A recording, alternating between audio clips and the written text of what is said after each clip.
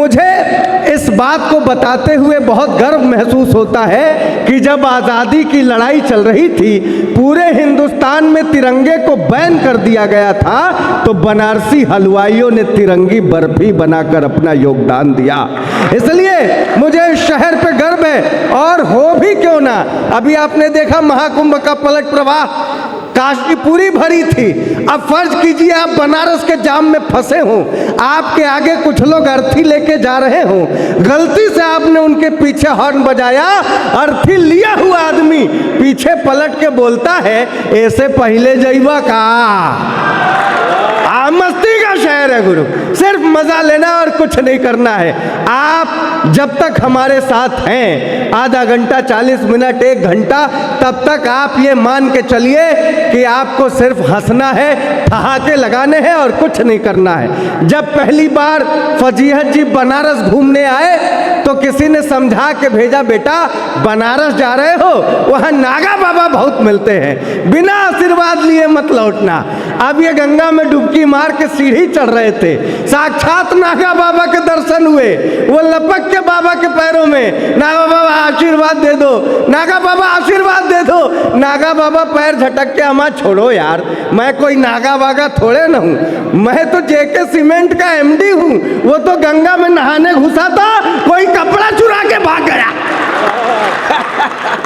अब मस्ती में रहिए गुरु, मजा लेते रहिए। आप देखिए, ये तो अन्य जगह वाले बटन दबाते हैं तो एमपी चुनते हैं, हम डायरेक्ट पीएम चुनते हैं। और ऐसा नहीं है कि मोदी जी के पहले डेवलपमेंट नहीं था, पहले भी विकास था, पहले भी चौराहों पर ट्रैफिक सिग्नल लगा हुआ करता था, लेकिन किसी किसी का पोल टेढ़ा होता था, किसी की बत्ती भुकभुकाया करती थी। यहीं गिरजाघर की बात बता रहा हूँ, लाल बत्ती जल रही थी, सारा ट्रैफिक रुका हुआ था, एक बुढ़िया जल्दीबाजी में रास्ता पार कर गई, ट्रैफिक हवलदार सीटी बजाता रह गया, बुढ़िया नहीं रुकी, हवलदार दौड़ के बुढ़िया के पास आया, ए दादी तब्बे से सीटी बजा रहे, सुनाई नहीं देता। अब बुढ़िया बेचारी रुआसी मुंह बना के बोली, ए बेटा ये उम्र सीटी सुनने का थोड़े ना है। मस्ती का शहर देखिए, मजा लेना और कुछ नहीं करना है। आप इतना बड़ा पर्व मनाने को तैयार हैं, जेके सीमेंट परिवार के लिए तो आज ही होली है, तो आज आप अबीर भी एक दूसरे को लगाएंगे, होली की बधाइयां भी देंगे, खूब मस्ती कटेगी। बस मैं बारी बारी से कवियों को आपके बीच में प्रस्तुत करता रहूंगा, आपके चेहरे पर मुस्कुराहट बरकरार रहे। और देखिए, मुंह लटका के बैठने वालों से सख्त एलर्जी है। किसी भी महफिल में आप समझिए, किसी ने कहा पसीने की करो पूजा, गरीबी भाग जाएगी, जरा सा मुस्कुरा दो, बदनसीबी भाग जाएगी, जो चेहरे पर हंसी होगी पड़ोसन गाल चूमेगी, जो मुंह लटका के बैठोगे तो बीबी भाग जाएगी। हाँ मस्ती, हाँ ऐसी फीलिंग चाहिए भाई, ऐसा नहीं आएगा तो मामला खराब हो जाएगा। अब देखिए, कुछ लोग बैठे इधर तो लाइट का आ ही रहा है फोकस, उधर बैठे उनका भाई साहब ऊपर का पूरा साफ है, हमारा चमकदार नहीं है, हमारे बाल कटे हैं, धीरे धीरे उग रहे हैं, उधर सफा चट है मामला, इसीलिए रोशनी ज्यादा टक रही। इधर भी बैठे हैं भाई साहब, क्या बात है, ऐसा लगा तो जैसे आपे के खलबट्टा पर सीमेंट पिसाला। हंसी बांटनी है, देखिए मजा लेना है बस। वो तो मैं बचपन से सुनता आ रहा हूँ कि 2 ही स्त्रियां होती हैं जिनके योगदान से बाल झड़ते हैं और बढ़ते हैं। बचपन में माँ हाथ फेरती है, बाल उगते हैं, बाद में शादी होती है, पत्नी फेरती है, बाल झड़ते हैं। कसम खा के बता रहा हूँ, यहाँ बैठे हुए कुछ लोगों को देख के ऐसा लग रहा है जैसे पूरे मोहल्ले ने तबीयत से हाथ फेरा है।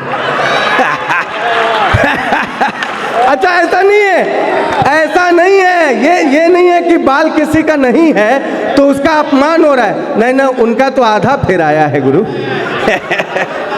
ऐसा नहीं है कि जिसका बाल नहीं है उसका अपमान हो रहा है, ऐसी कोई बात है ही नहीं। हमारे यहाँ एक सलीम शिवालवी जी हैं, बहुत अच्छे शायर हैं, वो कहते हैं कि फसल जब उग नहीं सकती तो कोई चर नहीं सकता। सही बात है ना, फसल जब उग नहीं सकती तो कोई चर नहीं सकता। ये ऐसा खेत है जिसमें कि पानी भर नहीं सकता। इनके दोस्तों सिर पे न एक भी बाल है बाकी, कोई भी सूरमा हो बाल बांका कर नहीं सकता। तो मजा लेने वाली बात है और कोई बात नहीं। हमारा तो बाल, सर मैंने इतने लंबे लंबे बाल रखे थे, बाल कटवाने पड़े, मजबूरी थी ना। बाल लंबे होने से दो प्रॉब्लम होती हैं, स्वाति जी सुनिएगा, लंबे बालों से दो कारण प्रॉब्लम होती है। सुनिएगा विभा जी, आपके भी बहुत अच्छे बाल हैं अक्सर आपसी झगड़े में पत्नी के हाथों में आ जाते हैं और दूसरा जुए पड़ जाती है। तो भैया देखो, दुनिया में पत्नी का कोई इलाज नहीं है, जुओं का है। तो मैंने एक दवाई भी बनाई है, मंजरी आम की कोयल की बोली याद रखना तुम। ये सिर्फ 4 पंक्तियां फजीहत गहमरी को आवाज दे रहा हूं, आपकी तालियां ही उन्हें उठा सकती हैं, वरना भगवान भी नहीं उठा सकते। सुनिएगा गुरु, मंजरी आम की कोयल की बोली याद रखना तुम, विजय गाथा सुनाती है वो टोली याद रखना तुम, और वतन परस्तों ने जो खून का दरिया बहाया है सरहद के उन शहीदों। सब लोग सुन पा रहे हैं? इनका एक बहुत अच्छा प्यारा सा छोटा सा बेटा है, इसने पूछा पापा आप कवि हो? बोले हाँ हूँ। बोले आपके पिताजी यानी मेरे दादाजी भी कवि हैं? बोले पागल, वो मुझसे बड़े कवि हैं। बोले अच्छा, उनके पिताजी आपके दादाजी यानी वो भी कवि थे? बोला हम दोनों से बड़े कवि थे, तू पूछ क्यों रहा है? उसने कहा कुछ नहीं पापा, मैं देखना चाहता हूँ ये बेवकूफी की जड़ आखिर कहाँ तक गई मस्ती में रहिए, कोई लोड लेने की जरूरत नहीं। आज मैं आप सभी को, विशेषकर यहाँ स्वाति जी हैं और विभा जी हैं, इन दोनों को आज के दिन की बधाई देता हूँ। आज पूरा देश, पूरा विश्व महिला दिवस मना रहा है और जो एक दकियानुसी सोच के लोग हैं, जो महिलाओं को हमेशा से ही कमतर आंकते हैं, उनके मुंह पे एक तमाचा मारने की कोशिश कि कैसे कह रहे हो नारियों को अबला का रूप। कम से कम मैं आज इस मंच से, जेके सुपर सीमेंट के मंच से पढ़ रहा हूं, तो आप बताना कि सच में नारियां सीमेंट से भी ज्यादा मजबूत हैं। कैसे कह रहे हो नारियों को अबला का रूप, शक्ति की स्वरूपा है जवानी बनी नारियां। जितने लोग हाथ बांध के बैठे हैं पहले हाथ खोल ले। आप लोगों का आशीर्वाद, आप लोगों की तालियां महिलाओं के सम्मान में जाना चाहिए। कैसे कह रहे हो नारियों को अबला का रूप, शक्ति की स्वरूपा है जवानी बनी नारियां, ममता मई है प्रेमा श्रद्धा भक्ति दयावती, त्याग बलिदान की कहानी बनी नारियां, व्यथा है नगर बधुओं के रूप में भी रही, शर्म हया आंखों वाला पानी बनी नारियां, वक्त आ गया तो तलवार खींच खड़ी हुई, वीरांगना झांसी वाली रानी बनी नारियां। जोरदार तालियां बजे नारियों के सम्मान में। मैं बहुत प्रणाम करता हूं, आप लोग बहुत मस्त श्रोता हैं। मैं बार बार ताली बजाने को इसलिए भी नहीं कहूंगा क्योंकि ये जो खाने पीने की चीजें चल रही हैं, होली का मामला है, इसलिए चलने दीजिए, सब लोग मस्त रहें, बाबा की बिजिया छाने मस्त। देखिए बनारसी हमेशा मस्त रहते हैं, और अगर आप बनारस में हैं तो बनारसी बन के रहिए तो ज्यादा आनंद आएगा। बनारसियों का परिचय दादा एक बता रहा हूं। भाई यहाँ भोर भिनुसार भाई बंधुन के, गंगा में नहाई नित स्वस्थ है बनारसी, मौज मस्ती मजा मनोरंजन मजाक मान नित्य कर्म पद्धति में व्यस्त है बनारसी। यदि साधु संत ऋषि मुनियों की टोली यहाँ, ठग भी उचक्के जबरदस्त है बनारसी।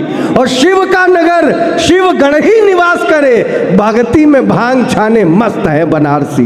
बनारसी हमेशा मस्त रहता है गुरु, उनको ज्यादा लोड लेने की जरूरत नहीं पड़ती, प्रेशर की जरूरत नहीं पड़ती, और शॉर्टकट में काम निपटाते हैं, एकदम शॉर्टकट में। दुर्गेश जी बिल्कुल इतना बढ़िया मैं बता रहा हूं, मेरा घर यहाँ कोलुआ विनायका पे है। मैं मोटरसाइकिल लेके निकला, गलती से हेलमेट लगाना भूल गया था, पहले ही चौराहे पे रथ यात्रा तक पहुंचा था, चेकिंग चल रही थी, हवलदार ने डंडा दिखा के रोका, बोला हेलमेट कहाँ है? मैंने कहा सर रोज लेके निकलता हूँ, आज ही भूल गया हूँ।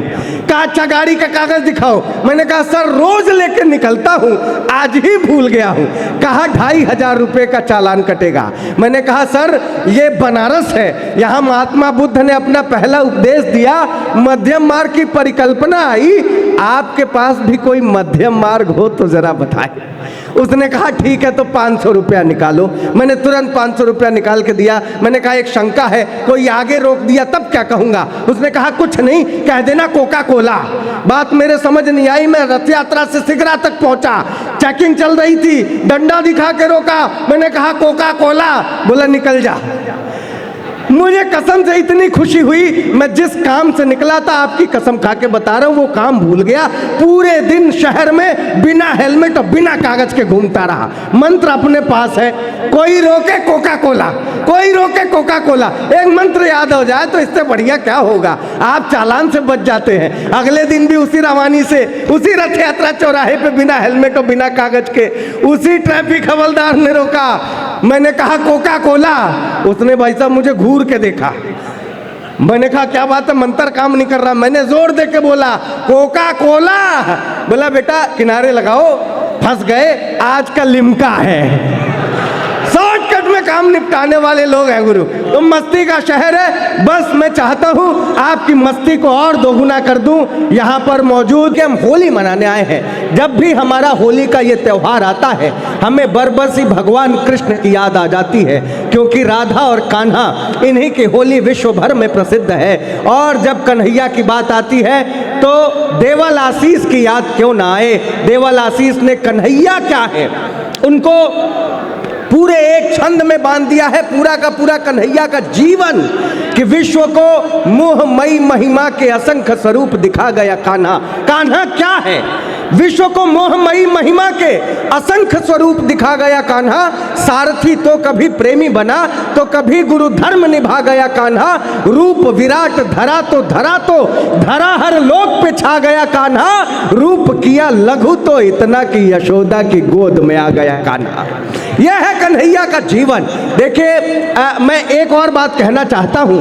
5 से 7 मिनट का और वक्त है हमारे पास, लेकिन इस 5-7 मिनट में अब तक मैंने आप लोगों को ना तो खाने पीने से रोका है, ना मस्ती करने से रोका है। लेकिन 5-7 मिनट इस कवि सम्मेलन को दीजिएगा। हमारे पास कोई वाद्य यंत्र नहीं है जिससे हम सारंगी बजाएं या कोई कीपैड बजाएं और आपका मनोरंजन हो। हमारा जो भी हमारी ताकत है वो हमारे शब्द हैं। आप 3 घंटे की पिक्चर बनती है, करोड़ों रुपए 200-300 करोड़ लगा करके, और 3 घंटे की पिक्चर में भी एक इंटरवल डाला जाता है, उस पर भी वो फिल्म फ्लॉप हो जाती है, आपको उतना मज़ा नहीं दे पाती। लेकिन हम 1 घंटे के प्रोग्राम में या 3 घंटे के प्रोग्राम में या 6 घंटे के प्रोग्राम में बिना कोई वाद्य यंत्र उपयोग किए, बिना किसी इंस्ट्रूमेंट के, बिना किसी उसको हुस्न परी के, तो बनाना बताना जरूरी पड़ता है। क्यों फजीहत भैया? और जिस मंच पे फजीहत ही हो वहाँ पर परियों की ज़रूरत क्या पड़ेगी, वो खुदे भाग जाएगी। आप तो जानते हैं लड़कियाँ अक्सर आजकल मोहब्बत में कहती हैं मैं पापा की परी हूँ। मेरी वाली भी यही कहा करती थी। 4 महीने में ब्रेकअप हो गया। मैंने कहा तू बस जबा से बोलो नहीं, सामने आओ, ए जाने मन मुझको भी अपना जलवा दिखाओ। छत से ढकेल करके उसे मैंने ये कहा पापा की परी हो तो जरा उड़ के दिखाओ। कहा तुम मैं पापा की परी हूँ, तुम पापा की परी हो तो क्या लड़के कुछ नहीं है? लड़के क्या बाढ़ में बह के आए हैं? हम भी कुछ हैं। मैंने लड़कों के स्वाभिमान के लिए कहा कि तू बहुत गोरी, मैं कृष्ण पक्ष हूँ, तेरा दिल गुजरात है, मैं कच्छ हूँ। वो अपने पापा की परी तू है तो फिर मैं भी अपनी माँ का मगरमच्छ हूँ। कुछ तो होना चाहिए भाई साहब। ये जितनी छुटपुट तालियां आ रही हैं, मैं जानता हूं सबके हाथों में खाने की प्लेटें हैं। मैं किसी को डिस्टर्ब नहीं करना चाहता हूं। त्योहार है, जब होली का जिक्र आता है तो राधा कान्हा की याद आती है। और भूषण त्यागी बहुत अच्छे वीर रस के कवि, जिनका होली पे श्रृंगार में राधा और कृष्ण पर एक छंद है, उन्होंने लिखा और वो बरबस याद आता है। सुनिएगा कि व्याकुल कान फिरे निज भवन में गोकुल की सुधियाए रही है। कभी याद में ग्वाल और बाल चढ़े, कभी मैया की याद सताए रही है।